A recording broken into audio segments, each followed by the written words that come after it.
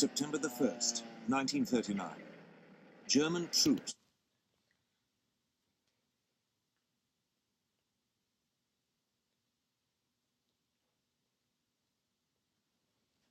thrust deep into Poland to win a swift and absolute victory.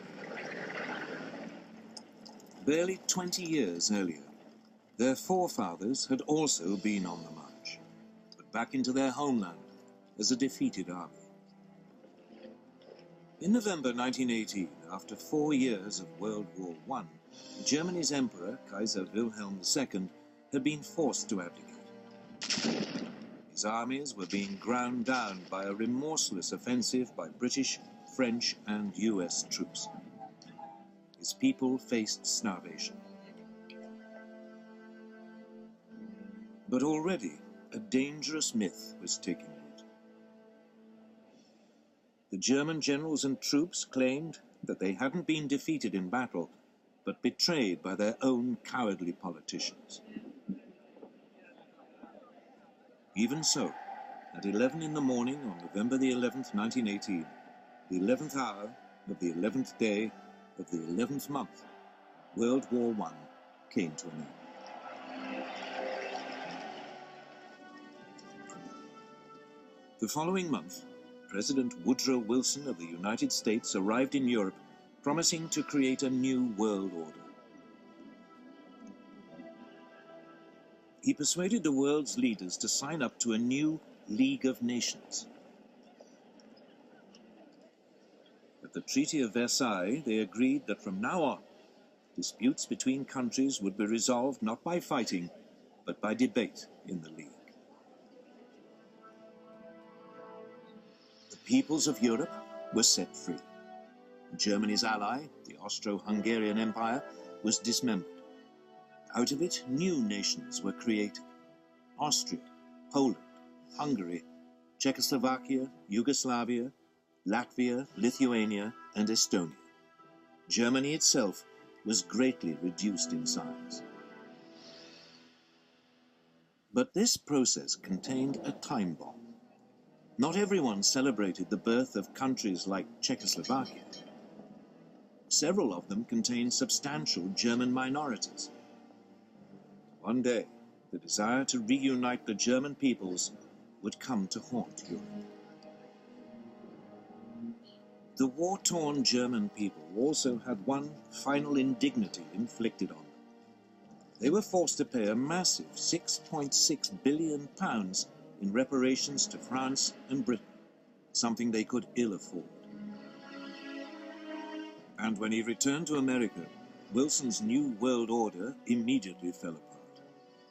The US Congress decided it could not risk being sucked into another war in Europe. It refused to join his league, and the US withdrew into isolationism. Germany was now a very different nation. It was still Europe's biggest country, but its militaristic monarchy had gone. It had become a democracy. But its government, the so-called Weimar Republic, was soon struck by a series of hammer blows.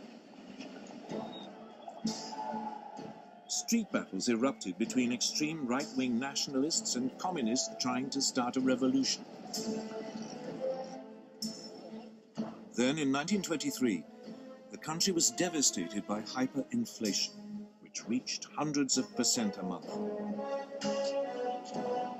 Ordinary people's savings were wiped out. This was fertile ground for a new breed of rabble-rousing right-wing politicians. Among them, Adolf Hitler.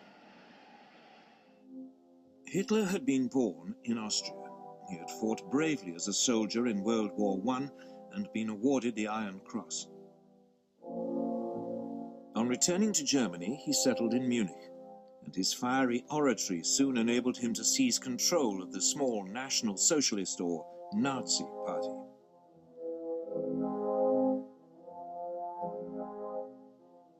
In October 1923, Hitler and his henchmen attempted an armed coup against the Weimar government. It failed, and he was sentenced to 9 months. In prison, he wrote a book, Mein Kampf, My Struggle, in which he blamed Germany's ills on the Jews and demanded that it rebuild its strength and seek new territories in the East. On his release, he set about building the Nazis into a proper, disciplined political party. From now on, he would use the democratic system to achieve power. But for the next 5 years, Weimar Germany prospered. Support for extremist parties, left and right, dwindled. Then suddenly, Hitler's opportunity arrived.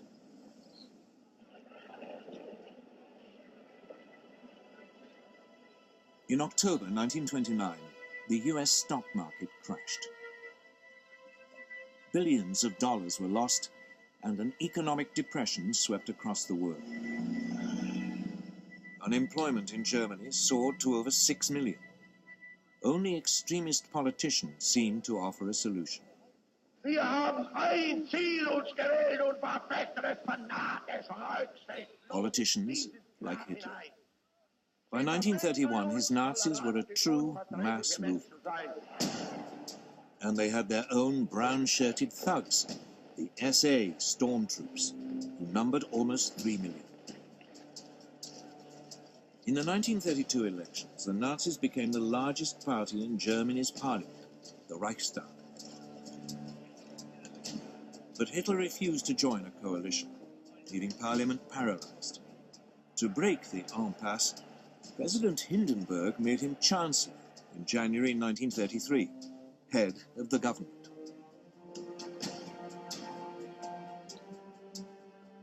Within a month, the Reichstag burned down.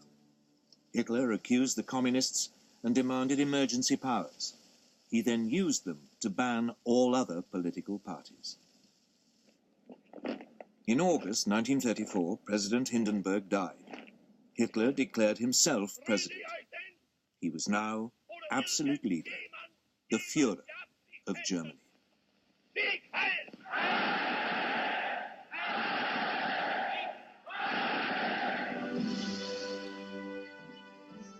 At first, there was little sign of what was to come.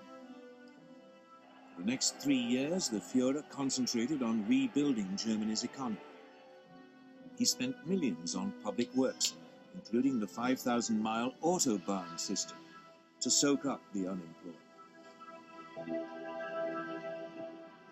But in secret, Hitler was also spending lavishly on a huge rearmament program. Under the Versailles Treaty, the German army had been limited to 100,000 men. The country was forbidden to have an air force, tanks, or submarines. This small army was trebled in size. Then, in 1935, Hitler came out into the open. He unveiled a brand new air force, the Luftwaffe. It had 2,500 planes, far more than Britain or France. Unemployment plunged, and the Nazis became enormously popular. Now emboldened, the Führer made his first expansionist move. In 1935, he reoccupied the Saarland district on the French border, after it voted to return from League of Nations to German rule. A year later, he sent German troops into the Rhineland, part of Germany which had been demilitarized at Versailles. At the time, many felt that Hitler was only claiming back what was rightfully Germany's. Neither Britain nor France objected. When Berlin hosted the 1936 Olympic Games, the Nazis were seen by many as firm but fair, a government which was restoring the nation's pride and which didn't threaten anyone. Of course, there were signs.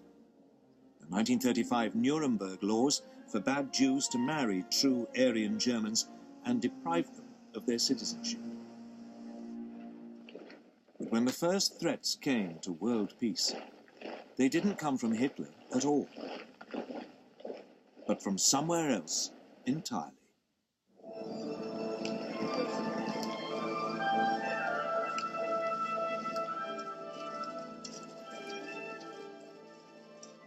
Japan, at the start of the 20th century, was already a military power. It had defeated Russia in a war in 1905, and it had fought alongside the Allies in World War I. After the war, Japan was an acknowledged world power, and it signed up to the League of Nations.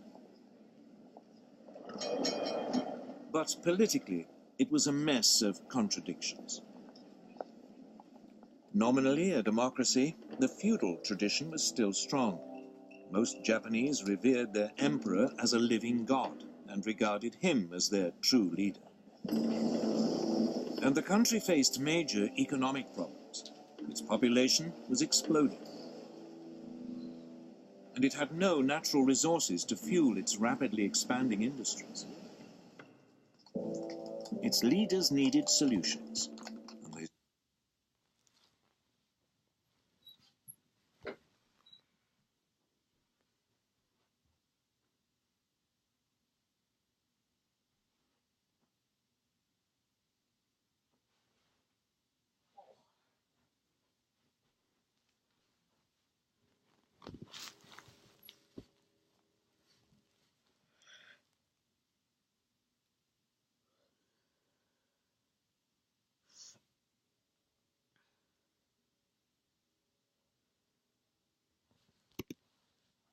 In Chinese Manchuria. Manchuria was a land of rich grain fields, with plenty of coal and minerals. It was a perfect target. Japanese troops were already stationed there. Other possible targets were the colonies ruled by the European powers: Burma, Malaya, and Hong Kong, controlled by Britain; Indochina, ruled by France; and the Dutch East Indies. But at this stage, Japan had to be cautious. They didn't want to rouse the other great power in the Pacific, the United States. For all its anti-imperialist slogans, the US actually ran an unofficial empire in the Pacific. The Philippines, Guam, and several islands were under its direct rule. It undoubtedly had the strength to take on Japan, but since the end of World War I, it had had other distractions.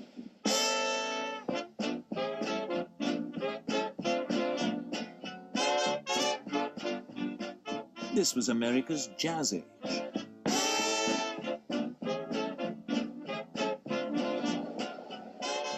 Throughout the 1920s, the nation concentrated on exploiting its vast resources.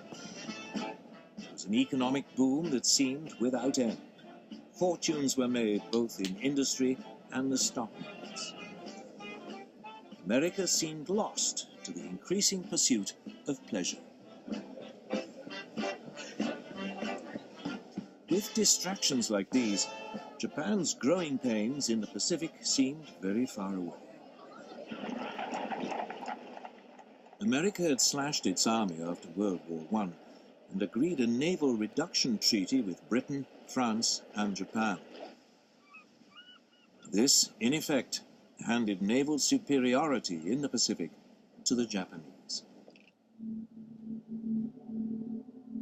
And then came the Great Depression.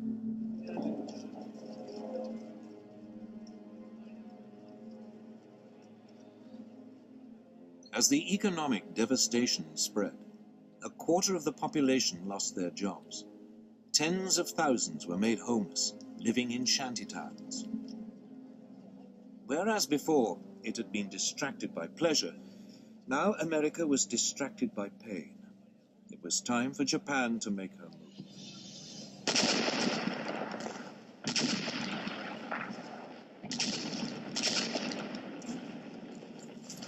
In 1931, without even informing their own elected government, the Japanese forces in Manchuria seized the capital Mukden and then overran the rest of the territory. A puppet state, Manchukuo, was proclaimed under a puppet ruler. Henry Puyi, the last emperor of China, who had been deposed in 1911, was dragged out of retirement.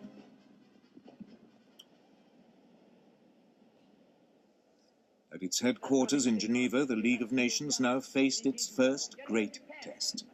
Japan was universally condemned. But her response was blunt. Japan, however, finds it impossible to accept the report adopted by the Assembly. The Japanese then just walked out, and the League suddenly realized there was nothing it could do about Manchuria.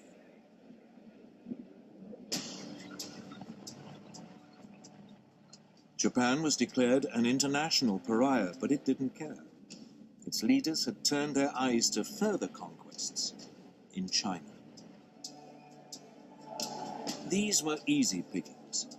China was in a state of chaos. The government of Generalissimo Chiang Kai-shek was locked in conflict with the Chinese Communist Party under Mao Zedong. There was civil war.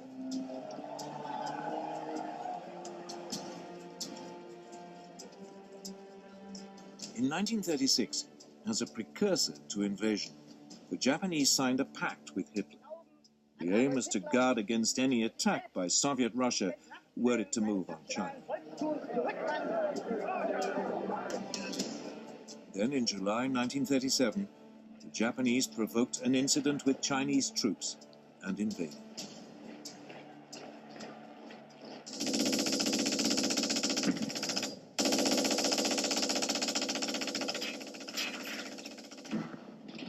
At first, the Chinese were taken by surprise. But they soon fought back fiercely, the Communists even joining the Kuomintang in a united front. The Japanese responded with amphibious landings. By the end of 1937, they had overrun much of northern China and the coast.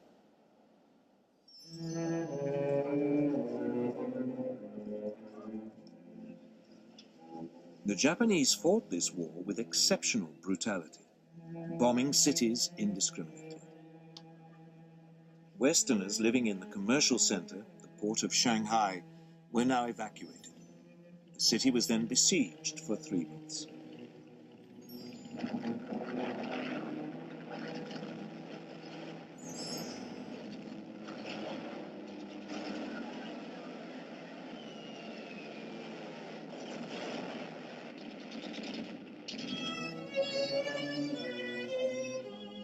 It suffered widespread damage, the Japanese forces showing no pity or concern for the native population. But it was after the capture of Nanking, then the Chinese capital, on December the 17th, 1937, that the Japanese forces really ran amok. Over 300,000 civilians are estimated to have been massacred during a 6-week orgy of rape and indiscriminate killing.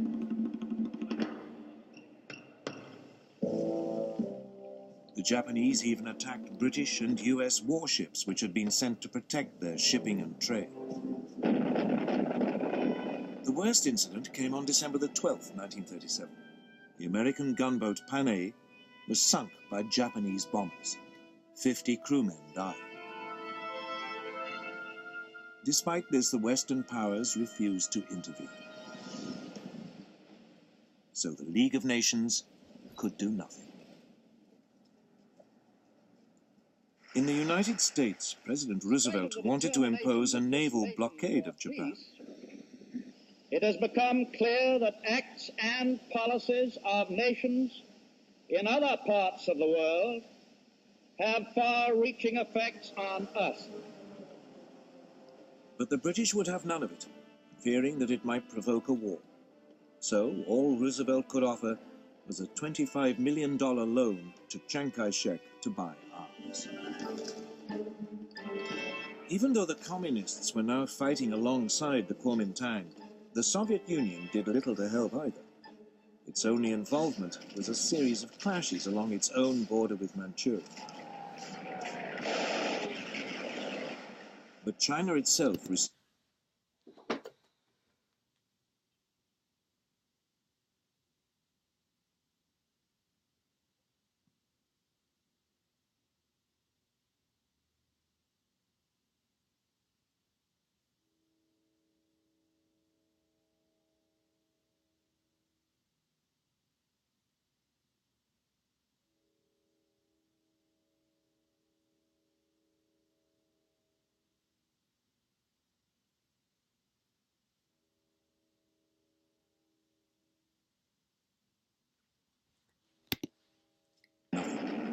Instead, it had to fight on alone. During 1938, the Japanese overran Canton and pushed the Chinese forces deeper into the west of the country. All the rhetoric of the League of Nations, all those promises to stop international aggression had come to nothing. And by now, the Western powers were facing aggression much closer to home. Deve cristallizzare una posizione di potente ingiustizia. Quando i principi che sorgono e che nascono e i principi che declinano, la vittoria è per noi, per i primi. Today, it is easy to laugh at Benito Mussolini, the fascist dictator of Italy. All that posturing seems faintly ridiculous now, but it didn't seem that way in 1922. Back then, Italy had seemed to be on the edge of anarchy. The country was riven by strikes and land seizures. The democratic government, just as in Germany, seemed powerless in the face of such unrest. So Benito Mussolini, a war veteran and a journalist, decided to take a stand. He organized a right-wing nationalist party, the Fascists. With the country paralyzed by a general strike in August 1922, Mussolini ordered his followers to march on Rome. Fearing a civil war, Italy's king, Victor Emmanuel, asked him to form a government. Si realizzassero le premesse necessarie e sufficienti per una collaborazione delle quattro grandi potenze occidentali, Mussolini swiftly stamped out any political opposition and assumed dictatorial powers. deve cristallizzare una posizione di potente ingiustizia. By 1928, his position seemed secure. Parliament was appointed rather than elected, and all power was firmly in the hands of the fascist Grand Council.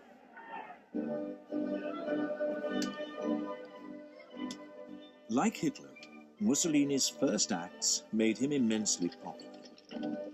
Massive programs of public works provided employment and transformed Italy's infrastructure. Corruption was rooted out, and the mafia more or less eliminated. Italy's armed forces were built up, including an advanced modern air force. In the Mediterranean, Mussolini launched a powerful navy, bigger than the combined might of the British and French Mediterranean fleets. When the Great Depression came, Italy seemed to weather it better than most. Mussolini became a source of worldwide inspiration.